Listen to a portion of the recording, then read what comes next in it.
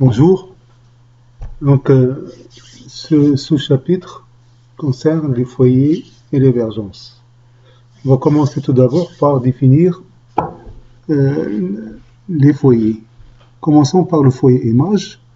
Le foyer image, c'est un point, c'est une image donc, dont l'objet se trouve à l'infini. Ça veut dire que dans la relation de conjugaison qu'on avait établie auparavant, qu'on doit remplacer SA1 par l'infini, puisque l'objet est à l'infini, et son image, c'est-à-dire A', sera remplacée par F'. Et nous obtenons ainsi la distance focale image, à savoir F', qui est tout simplement la distance algébrique entre le sommet et ce point qu'on appelle le foyer image. Cette distance-là, ça s'appelle donc la distance focale image. De l'autre côté, vous avez ce qu'on appelle le foyer objet. Cette fois-ci, il s'agit d'un objet dont l'image est à l'infini. Dans ce cas-là, on doit remplacer SA2 dans la relation de conjugaison par l'infini et A1 sera remplacé par F, d'où l'expression de F. On peut remarquer ici que si on fait le rapport entre F et F', on trouve quelque chose de négatif. Ça veut dire que les foyers sont de part et d'autre du dioptre, du sommet S. Donc, si on prend un faisceau parallèle, c'est-à-dire un faisceau qui provient de l'infini, donc le faisceau émergent converge vers le foyer MH. D'un autre côté, si vous prenez un faisceau qui est issu de F, un faisceau donc incident issu de S, à ce faisceau-là correspond un faisceau émergent parallèle. Donc il s'agit là de foyer objet. On peut remarquer ici que la distance entre F et S est la même qu'entre C et F', donc on peut dire que F et F' sont symétriques par rapport à ce segment. L'avergence, donc ça définit donc comment le faisceau émergent converge-t-il vers F', la vitesse avec laquelle, si vous voulez, ça converge vers F'.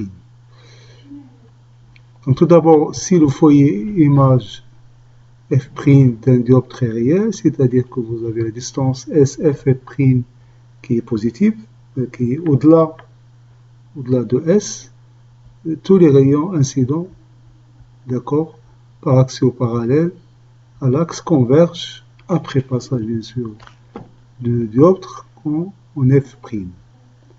Donc pour que SF' soit positif, il faudrait que soit donc il faudrait que SC N2-N1 ait le même signe. Encore. Donc l'avergence, on peut la définir comme suit. Ça a un rapport avec la différence des indices et le rayon de courbure. On peut aussi la lier à F et à F'. Cette vergence s'exprime en dioptrie. C'est en fait l'équivalent de mètre moins 1. C'est-à-dire qu'il faudrait que F et F' soient exprimés en mètres. Alors il est ainsi positif pour un dioptre convergent, puisqu'on aura F' positif, et négatif pour un dioptre divergent, et à ce moment-là vous aurez F' qui est négatif. On peut aussi remarquer que le centre d'un dioptre convergent est toujours situé dans le milieu réfringent, c'est-à-dire, puisque vous avez ici numérateur et dénominateur qui ont le même signe, donc si on prend un signe positif, ça veut dire que N2 moins N1 supérieur à 0, donc N2 est plus réfringent que N1, SC doit être positif. Et donc SC positif, ça veut dire que C est au-delà de S, c'est-à-dire dans le milieu d'indice N2. Si par contre N2 moins N1 est négatif, à ce moment-là, donc SC doit être négatif, c'est-à-dire que C est avant le dioptre, c'est-à-dire situé dans le milieu N1 qui est cette fois-ci le plus réfringent. Alors, nous avons établi la relation de conjugaison auparavant. En se référant à S, on dit qu'il s'agit d'une relation de conjugaison avec origine en S. On peut aussi choisir comme origine les foyers. Alors en fait, nous avons deux foyers. Donc les objets se réfèrent par rapport au foyer objet et les images se réfèrent par rapport au foyer image. Si nous manipulons la relation de conjugaison prenant comme origine le sommet, en exploitant les définitions de f et de f', on aboutit à une relation appelée relation de Newton, c'est l'une parmi les relations de Newton, qui est une relation de conjugaison qui lie l'objet à l'image par cette relation simple. Alors évidemment, pour pouvoir l'appliquer, il faudrait connaître les positions des deux foyers, foyer objet et foyer image. Alors comme on l'a fait tout à l'heure, on va illustrer donc tout ça avec le même exemple de l'autre fois, c'est-à-dire on va prendre un dioptre qui sépare 1,5 de 1. Ce dioptre a pour rayon de courbure donc 20 cm en fait, donc 20 cm. Nous avons établi l'autre fois la relation de conjugaison, qui est donc la suivante. Alors donc pour déterminer les deux distances focales, alors c'est pas la peine d'apprendre les expressions que nous avons établies auparavant, il suffit d'utiliser la relation de conjugaison qu'on avait établie l'autre fois.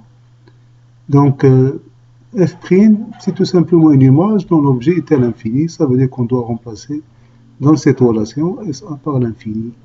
Donc ce qui va nous faire donc 0, et donc SF' égale à 40, et nous pouvons la placer, d'accord, à 40 cm du sommet S.